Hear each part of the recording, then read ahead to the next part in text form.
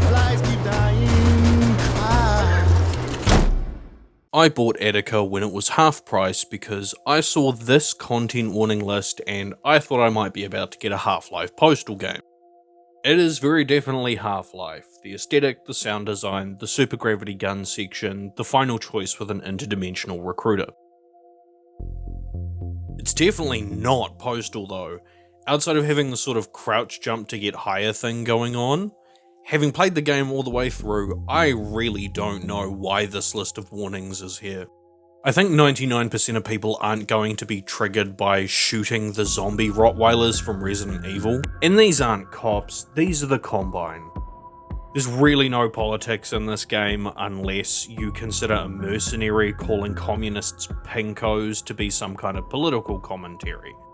Seriously, there's probably 10 times as much social commentary in the first 10 minutes of Dread Delusion. It's actually kind of hard for me to talk about the story of ADACA in general because it's not at all in depth. It's basically just justification for the game to exist, which is kind of what I want from a video game. Just let me have fun. None of this matters. I'll cover whatever's worth breaking down from the campaign, but there will be more mention of game mechanics once we get to the Zone Patrol section later. ADACA's campaign mode is Half-Life 2 with Half-Life 1's ending, but you get the gravity gun from the start. The story itself is that we play as some fucking random who's just such a blank slate, prime for self-insertion that they couldn't even decide on a gender. We owe a debt of 40 million to a private company, and so said company has drafted our convict into their private military. We get put in stasis, but instead of waking up getting ODST'd into combat, we wake up from just having gone under the scalpel. Game starts, and we have a hand that does physics stuff. It has no cooldown, it's really strong, it's fun to use, and it's pretty smooth in combat, so yeah, good shit. We help what's basically the Red Faction escape, we journey into the Chernobyl exclusion zone, fighting off Monolith and mutants, and the Combine try to fucking murder everyone all the time. All of this is to get the smartest AI ever made to unlock interdimensional travel. ADACA takes so much from how the two Half-Lives design puzzles, combat encounters, locations, and how it paces out its levels. Most levels take 10 minutes, and you can finish the whole campaign in about 5 hours playing on slightly higher than standard difficulty. If you've played Half-Life 2, you've played ADACA. ADACA just doesn't have physics puzzles and vehicle sections. But hey, I finally just got a PC copy of Half-Life as well, and I had pretty much the same amount of fun playing that as playing ADACA's story right after that. Felt like a logical progression of combat even. When I say it kinda wholesale rips off Half-Life 2, I do at least also mean to give the dev credit for clearly learning a lot of the good lessons Half-Life taught. Not quite to the same AAA level of polish, but it's good, it's fun, I enjoyed it. To be fair, and to avoid blowing smoke up anyone's ass, I did get a bit frustrated by a couple of encounters. There were a couple of oversights in level design, like being able to get over this train, but there's no way to get back, and egregious use of invisible walls. And the campaign did drag its feet towards the end, enough that I kind of just ran through the big battle in the final level. But at the end of it all, the campaign itself was totally worth the 15 NZ dollars I paid. But the campaign was not the only thing ADACA came with. It came with Patrol Mode. It came with its own Stalker fan game. I have not made it any secret to the people who know me and who know video games that I really enjoy some very specific Stalker fan games. On the same level as I like things like the Metroid series or really high quality, high effort boomer shooter mods. Zone Patrol is a low poly Stalker anomaly light. It's not as immersive of a world as Stalker, it's more compact and fast paced, the mechanics are not as crazily in depth as they are in things like Anomaly or Gamma. But it's the same mood, and kind of the same gameplay loop, and it pretty much scratches the same itch. It's called the Zone for fuck's sake. Just, if you're not in the mood to have to take 3 types of medication, eat an English breakfast, and consume a litre of water to recover from doing a basic recon job. I reset the zone patrol's progression and went from the start, but let me jump ahead to the second session on this new save. The day before had been largely exploratory, so we enter the zone with a few threads to follow. First, reach the power plant. It's ostensibly our ultimate goal. Intel is basically non-existent on this one. Find parts to fix a large radar tower. A couple of computer terminals had led me through Junction 6 and eventually directed me to a station in the Pines, which is my planned objective for today. Junction 6 itself is now home to a military sniper unit. Nothing to explain, should be an easy job. I also disabled a few signal jammers in the beachhead and I have no idea what effect this is going to have. I insert on a relatively quiet morning. A sidearm and 2 primary weapons plus an NPC companion for backup. Nothing but a lonely anomaly bouncing around. ADACA's sandbox has fantastic sound design.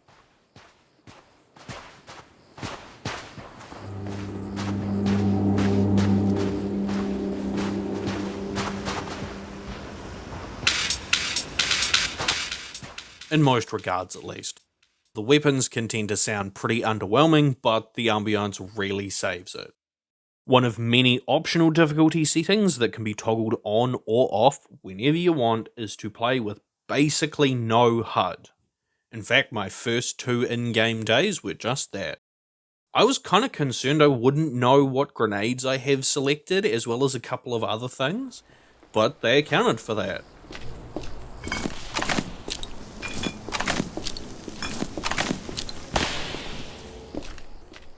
Very good sound design. I can't really even call Zone Patrol a roguelite. You don't unlock character stats or passives, dying doesn't kick you back to the headquarters, the game just loads the most recent autosave, which is usually a level transition. Yes, you travel through loading screen transitions just like Stalker. You collect artifacts in the field and sell them to permanently unlock loadout weaponry in HQ, and questline progress is kept through death, which is fortunate because death comes without warning sometimes.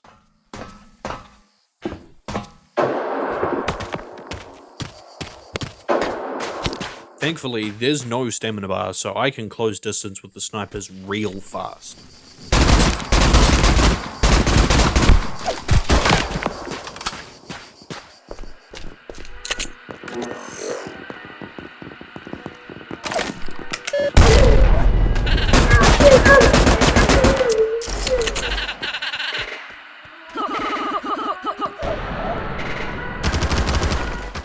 That C4 just popped off the whole area. Everyone's going nuts.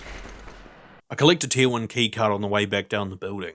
I'm not 100% sure about between deaths, but keycards are certainly kept between successful runs. Successful meaning you return to HQ of your own volition. Seems like being on the receiving end of friendly fire is possible, but I have only had it happen this one time that I think I caught footage of it.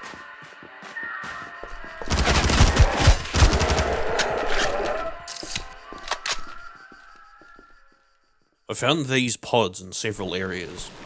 Not sure if I meant to open them, but they make auspicious humming noises like a lot of important objects do. For years now, maybe decades, I've had this same vision in my head. A lonely train track winding through a dense, foggy pine forest. This is that place. I've found it. I've reached the Pines, but my job of looking for radar tower parts is totally forgotten at this stage. A pack of hyena things helped me stumble onto a research lab in the mandatory secret tunnels underground. This one's labelled Ogre 018. It's unmarked on the basic world map. I hope it's a mini-boss.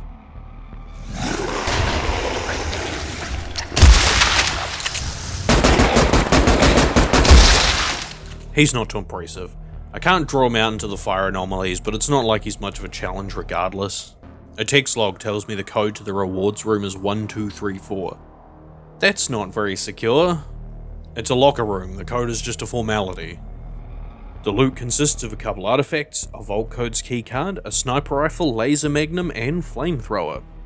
It's pretty effective, and longer range than I'd assumed, although the flames travel noticeably slowly. Also one of these, which I recognise from the campaign. There, they were basically secrets for extra lore. Here it seems much the same. A single rose on a hilltop or behind glass somewhere. Several terminals have been used to direct me to landmarks in other areas, but this one seems different. I don't know if it's a hint at a secret, or merely surrealism, and the not knowing gives me the warm fuzzies. Xenophysical phenomena in this area. Just as I enter the Blue Caverns, HQ radios in to tell me to investigate a nearby area called The Haunt. It's a derelict highway tunnel that used to lead to the power plant, but it will take some time to get there. I was directed here to Blue Caverns, not by HQ, but by a few terminals in different zones that constantly regurgitate an error message. They show some construct with the code N86. The cavern is so enormous, bullet travel matters here. I finally find it. The N86 building. The custodian system is offline, a reboot is required, as is an admin code hard disk. This is obviously related to the quest of the same name that I got when I unjammed communications. I can see the custodian icon on the area called the cistern. The trail solidifies, but again, I'll have to look into this tomorrow. I must pass through the catacombs to reach the haunt. Whatever the hell that sound is, I don't want to deal with it right now.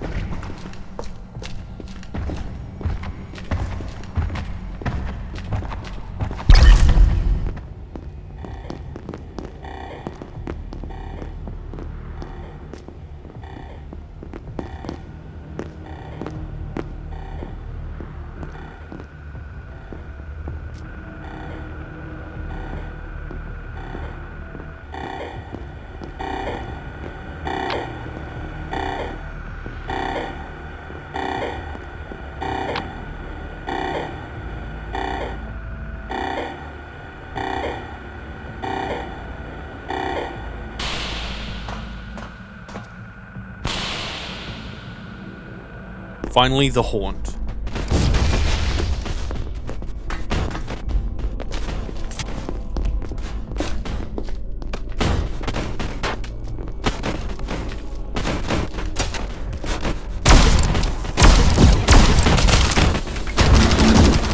The Phantom gives me trouble, but eventually I find the artifact I was sent here for.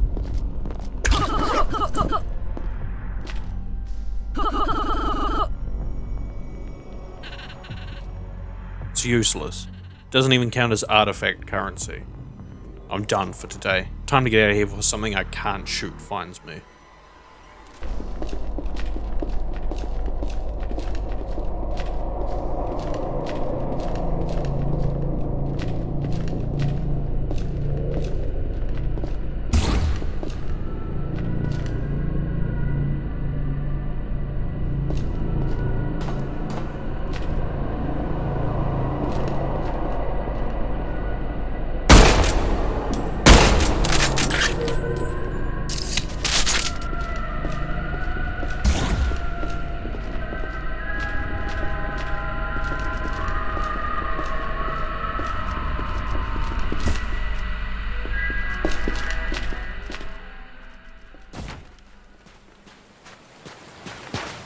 That brings an end to my second day of patrol. I'm looking forward to getting drunk and spending some time digging deeper into the zone. I hope you like the sort of narrative writing that Zone Patrol section used. It's the same sort of way I've written the Dark Souls 2 video. All in all, I think ADACA is pretty well worth 40 New Zealand dollars. It's a Half-Life fangame mashed together with a Stalker fangame. If only one of those sounds appealing to you, get it when it's on sale. The dev learned the right lessons from the games they're aping. It's not revolutionary, it doesn't do anything we've never seen before, but it gives you a bit more of a couple things you have seen and that people generally like. And these days especially, that's all a game really needs to be. It doesn't need to be shocking, it doesn't need to be political, it doesn't need to reinvent the wheel. It just needs to be fun. and to help us escape from our mundane-ass reality from time to time.